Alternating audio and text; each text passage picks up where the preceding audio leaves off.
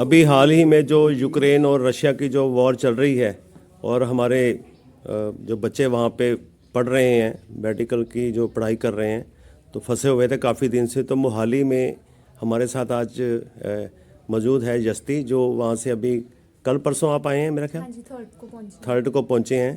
तो इनसे ही पूछते हैं अभी ये क्या आपके साथ बीता और क्या वहाँ पे गुजरी।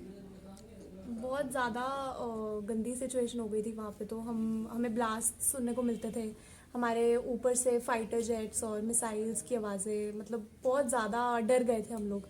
एंड जितने भी दिन थे हम वहाँ पे बंकर्स में ही निकाले हमने।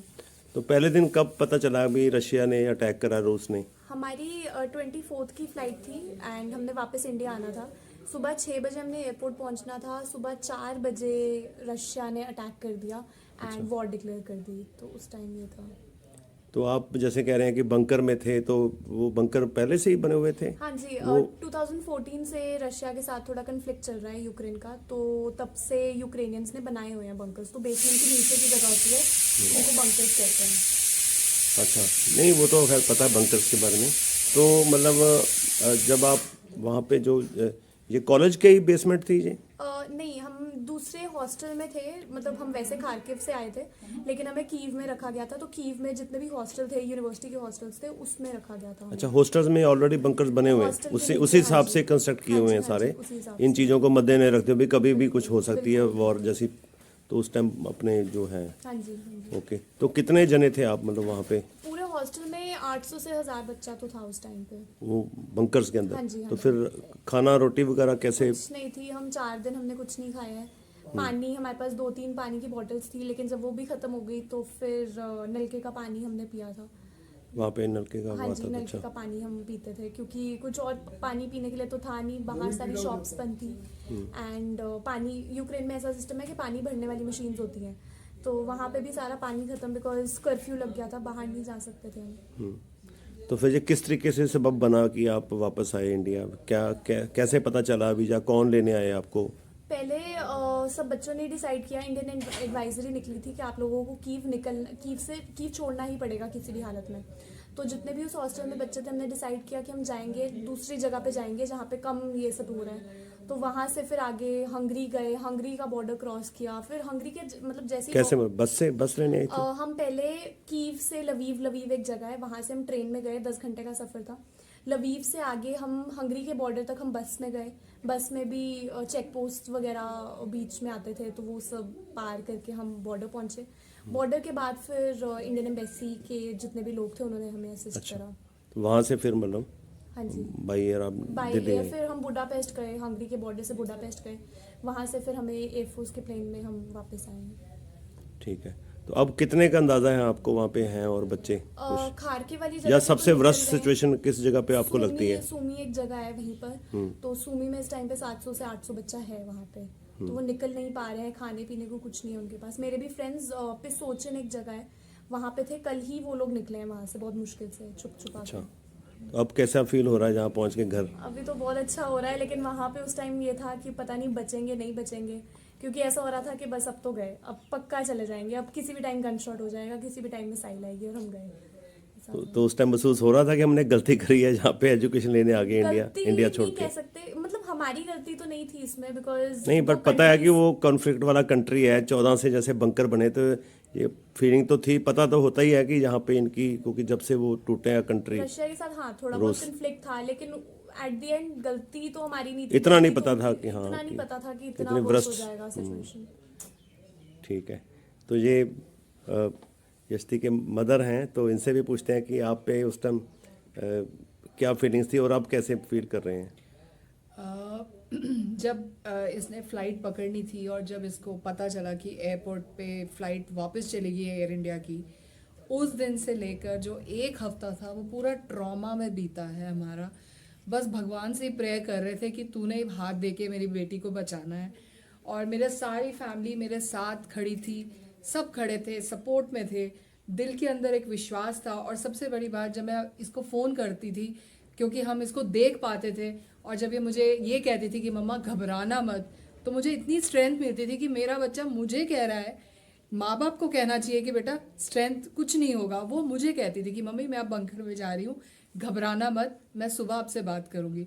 उस टाइम इतना अच्छा लगता था कि सडनली मेरी वो छोटी सी बेटी इतनी बड़ी हो गई, जो अपने सबको, हम सबको बोल रही है कि आप घबराना मत, कुछ नहीं होगा, स्ट्रेंथ रखना। इसने हमें स्ट्रेंथ दी, हम पता नहीं इसको स्ट्रेंथ दे पाए कि नहीं, लेकिन सिर्फ भगवान ने ब्लेसिंग्स और सबकी ब्लेसिंग जो मेरे साथ कनेक्टेड है, उन्होंने हमें बहुत ज़्यादा स्ट्रेंथ दी कि नहीं कुछ नहीं होगा, ऊपर वाला बैठा है, उसने सब देख लेना। और बाकी मेरी बेटी मेरे पास पहुंच गई है।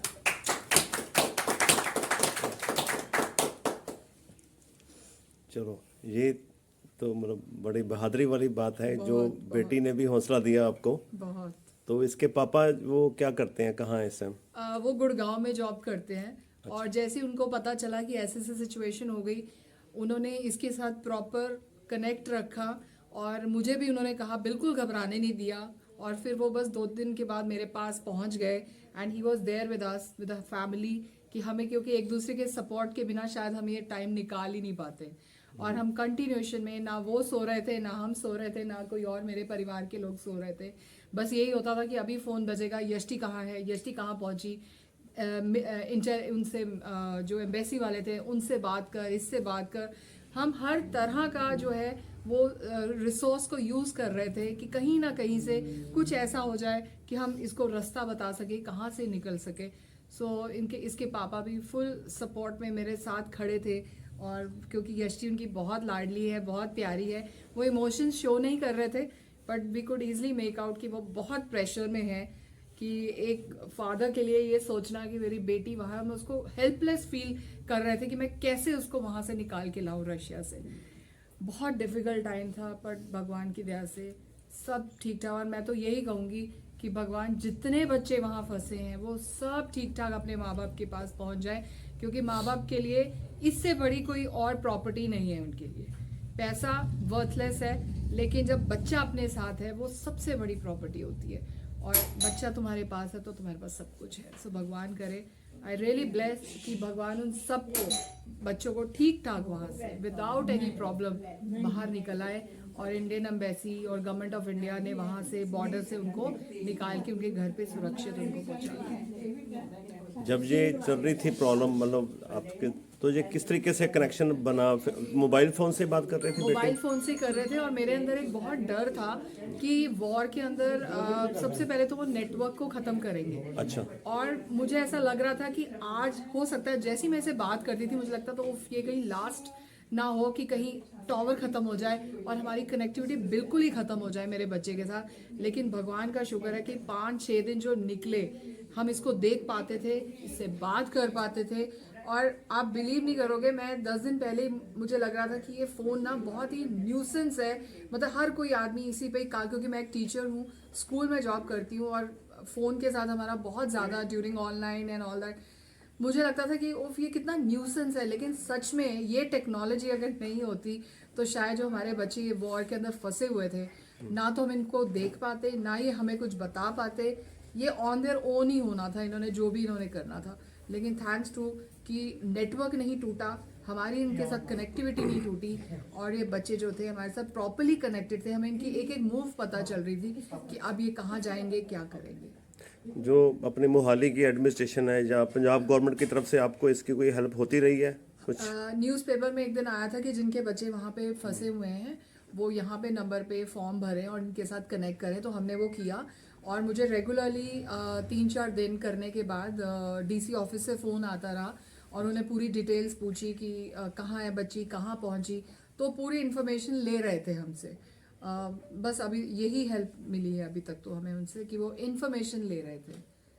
और हमने उनको रिक्वेस्ट किया कि प्लीज़ अगर आपसे कुछ होता है तो प्लीज़ आप देखिए कि गवर्नमेंट क्या कर सकती है, पंजाब गवर्नमेंट, क्योंकि हम मोहाली रहते हैं, सो पंजाब गवर्नमेंट इसमें क्या रोल अदा कर सकती है। तो उन्होंने बस यही कनेक्ट करके हमसे इन्फॉर्मेशन ही, डाटा गैदर किया कि कहाँ है, पहुँच गई। उनका लास्ट फ़ोन यही आया कि बेटी आपकी पहुँच गई, तो मैंने उनको बोला हाँ जी मेरी बेटी पहुँच गई। राइट। सो ये इनकी माता जी ने सारे अपने जो जज्बात साझे किए हमारे साथ, जस्ती ने भी बताया कि वहाँ पे क्या हुआ। तो इसी खुशी में मोहाली के सेक्टर 70 में जो जस्ती की वापस यूक्रेन से आने की खुशी में, यहाँ छोटी सी इसकी जो पार्टी रखी थी खुशी में, तो हमारे साथ जो यहाँ के एमसी हैं प्रमोद मित्रा जी, एम आई राइट? हाँ जी, हाँ जी। तो वो भी हैं, वो क्या, उनसे भी पूछते हैं वो क्या कहते हैं। मेरे को ये परिवार है मेरा सारा वार्ड, जितने भी मेरे कोई मेंबर हैं, किसी को कोई भी तकलीफ़ आती है तो हमारी ये ड्यूटी है कि हम उनको उनके साथ खड़े हों और उनका साथ दें कि ये पुंज परिवार जो पिछले समय बहुत डिप्रेशन में रहा और इनके पेरेंट्स बूढ़ी दादी है वो भी, तो इन्होंने बहुत मतलब झेला है अभी। तो जो पिछले दिनों में इनको लड़ाई के समय में जो दिक्कत आई है वो हम उनके साथ हैं, सदा इनके साथ खड़े हैं इनके दुख में। अभी हमने आज पूरा वार्ड के हमारे सारे मेंबर आए थे जहां इकट्ठा हुए, उन्होंने सबने आश्वासन दिया और इनका साथ देने का वादा किया। मैं और सरकार से, केंद्र सरकार से और पंजाब सरकार से भी बेनती करता हूं कि आगे जो इनकी स्टडी कंटिन्यूस कैसे होनी है उसके लिए ज़रूर फैसला होना चाहिए, क्योंकि अभी बीच में छोड़ के आ गए, इनका फ्यूचर जो अभी लटक गया बीच में 6-7 महीने स्टे रहेगा, जहाँ क्या उसका होता है उसके लिए जल्दी सरकार फैसला करे ताकि जो इनका जो इनकी स्टडी है वो कंटिन्यूस हो सके तो ये अपना टीचर प्राप्त कर सके। ठीक है, आपकी ये नानी जी हैं उनके, तो तुसी की कहना चाहोगे? मैं की कहना, मैं बस सिर्फ थैंक यू अदा करदी हाँ, सारिਆਂ ਦਾ ਹੀ ਕਰਦੀ ਹਾਂ। ਬਹੁਤ ਹੀ ਹੈਲਪ ਕੀਤੀ ਹੈ, ਸਾਰੇ ਆਪਣੀ ਆਪਣੀ ਜਗ੍ਹਾ ਪ੍ਰਾਰਥਨਾ ਕਰ ਰਹੇ ਸੀ, ਪਤਾ ਨਹੀਂ ਕਿਹਦੀ ਪ੍ਰਾਰਥਨਾ ਸੁਣੀ ਹੈ ਤੇ ਮੇਰੀ ਬੇਟੀ ਘਰ ਆ ਗਈ ਬਸ। ਤੁਸੀਂ ਹੁਣ रो रहे हो पर खुश होना चाहिए कि बेटी सही सलामत आ गई है। ਅਜੇ ਅੰਦਰੋਂ ਸੈੱਟ ਨਹੀਂ ਹੋ ਰਹੀ ਮੈਂ, ਉਹ ਮਤਲਬ ਇੰਨਾ ਕੋ ਪੈਨਿਕ ਆ ਉਹਦਾ ਉਸ ਵੇਲੇ ਦਾ। ਬਸ ਬਾਕੀ ਬਹੁਤ ਹੈਲਪ ਕੀਤੀ ਹੈ। ਮੇਰੇ ਦੋਨੋਂ ਬੇਟੀਆਂ ਹੀ ਨੇ, ਬੇਟਾ ਕੋਈ ਨਹੀਂ ਹੈ। ਇਹ ਮੈਨੂੰ 2 ਬੇਟੇ ਪਲੇ ਪਲਾਏ ਬੜੇ ਮਿਲ ਗਏ, ਮੈਂ ਇਹਨਾਂ ਨੂੰ ਆਪਣਾ ਬੇਟਾ ਸਮਝਦੀ ਆਈ। ਨਹੀਂ ਉਹ ਬੇਟੀਆਂ ਹੁੰਦੀਆਂ ਜੀ, ਬੇਟਿਆਂ ਵਾਂਗੀਆਂ। ਮੈਨੂੰ ਇਹ ਵੀ ਆਪਣੇ ਮਾਵਾਂ ਕਰ ਕਰਦੇ ਪਏ ਨੇ, ਮੇਰੀ ਇੰਨੀ ਕਰਦੇ ਨੇ ਇੱਜ਼ਤ, ਇੰਨੀ ਹੈਲਪ ਕਰਦੇ ਨੇ। ਮੈਨੂੰ ਬੇਟੇ ਮਿਲ ਗਏ ਨੇ, ਸਭ ਨੇ ਮਿਲ ਕੇ ਬੜੀ ਹਿੰਮਤ ਦਿੱਤੀ ਹੈ ਔਰ ਸਭ ਦਾ ਮੈਂ ਸ਼ੁਕਰੀਆ ਅਦਾ ਕਰਦੀ। तो ये कज़न सिस्टर हैं जस्टी की, इनसे भी पूछते हैं, तुसी की कहते हो? सर पिछला 1 हफ्ता हमारे लिए बहुत ही इमोशनली, मेंटली, फिज़िकली बहुत ज़्यादा स्ट्रेसफुल रहा है।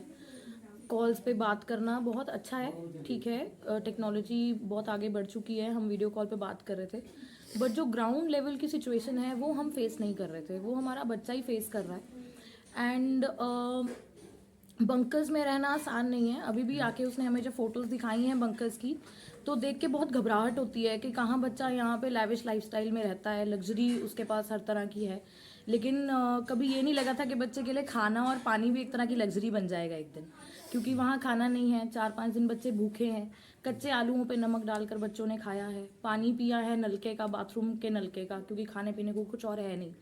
चिप्स खाते थे तो एक दिन मुझे फ़ोन करके इसने बोला कि दीदी मेरे मुंह में छाले हो गए हैं, क्योंकि चिप्स खा के और पीनट्स खा के उन्होंने गुजारा किया जो उनके पास उनके बैग्स में पड़े थे, जो उन्होंने एयरपोर्ट के लिए बचाए थे कि हम वहाँ जाके खा लेंगे। तो बहुत ज़्यादा टेंस सिचुएशन रहा है for her also and for us as a family also, क्योंकि जितना वो सह रही है उससे उतना ही ऑब्वियसली उससे कम शायद हमने सहा है, लेकिन सहा है। साथ में रातों को जागे हैं हम, स्लीपलेस नाइट्स देखी हैं हमने। So but I am very thankful कि सबकी हेल्प से she has actually come back. Embassy का भी इसमें बहुत बड़ा रोल है इंडियन obviously, गवर्नमेंट का तो बहुत बड़ा क्योंकि रोल है। अगर डोर्स नहीं खुले होते तो ऑब्वियसली बच्चे बाहर नहीं निकलते।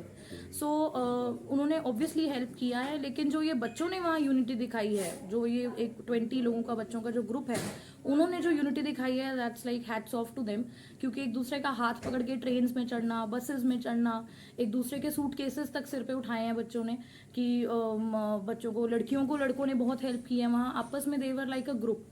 सो यस, सबका थैंक्स है, इंडियन एम्बेसी का थैंक्स है, गवर्नमेंट का थैंक्स है, बच्चों की यूनिटी का बहुत थैंक्स है हमें, कि बच्चों है तभी बच्चा उतना स्ट्रॉन्ग बनता भी है, एंड बच्चे खुद भी वहाँ बहुत स्ट्रॉन्ग थे। So we are thankful to everybody जिसने भी दुआएं की हैं, जिसने भी आगे आके हेल्प की है, we are very thankful to them. Yashti के फादर भी हमारे साथ मौजूद हैं। सर कैसे फील कर रहे हैं कि बेटी आपकी बिल्कुल ठीक ठाक घर आ गई है वापस? अभी तो बहुत अच्छा फील कर रहे हैं और यही परमात्मा से प्रार्थना है कि जितनों के बच्चे वहाँ फंसे हुए हैं सब वापस आ जाएं। जब ये फंस गई थी तब जब घरों के अंदर हम लोग बैठे हुए थे और हमको लगता था कि हम लोग कुछ नहीं कर पाएंगे, तो उस समय हमारे पास सिर्फ एक ही विकल्प था, ये कि उस बच्चे के या जो बच्चे फंसे हुए हैं उनके विजडम को ट्रस्ट करें, उनसे सिर्फ सवाल पूछें कि उनके पास क्या ऑप्शंस हैं, कैसे निकला जा सकता है, अपनी राय कम से कम दें और उनको मोटिवेट करें ताकि वो आगे का स्टेप उठाएं। अगर उनको एम्बेसी से सहायता नहीं मिल रही, लोकलाइट से सहायता नहीं मिल रही, तो वो अपनी तरफ से हिम्मत करके किसी तरह से कीव शहर से बाहर निकल सकें, चाहे वो ट्रेन से निकले चाहे बस से निकलें। तो इन सबको मोटिवेट करने के लिए हम लोग यही कोशिश करते रहे कि बच्चे जो हैं उनको सद्बुद्धि भगवान प्रदान करे, उनको सही रास्ता दिखाए और वो उस रास्ते पर चलने की हिम्मत जुटाकर उस परिस्थिति से बाहर निकले, और वही हुआ। और इस बात का हमें सदा गर्व रहेगा कि बच्चों ने सही निर्णय लिया और वो सुरक्षित बॉर्डर तक पहुंचे। ऐसे कई मौके आए थे जब मैं खुद हिल गया था कि मुझे लगा कि शायद डिसीजन गलत हो जाएगा, बट फिर अपने मन को समझाया कि जो वहाँ बैठा है, ग्राउंड में बैठा है, उसके पास नॉलेज, उसके पास विजडम, उसके पास वहाँ की ग्राउंड इन्फॉर्मेशन हमसे ज़्यादा है, तो हमें सिर्फ भरोसा करना चाहिए, और परमात्मा पे भी और अपने बच्चों की बुद्धिमानी पर भी। तो इन सब लड़कियों ने, सब लड़कों ने मिलकर बहुत सोच समझ के साथ, समझदारी और सूझबूझ के साथ जो कदम उठाया, उसका फल ये था कि वो आखिरी दिन वहाँ से निकलकर हंगरी बॉर्डर क्रॉस कर गए, जिसकी हमें बेहद खुशी है। और चाहते हैं कि बाकी लोगों के बच्चे भी सुरक्षित हिंदुस्तान वापस आए।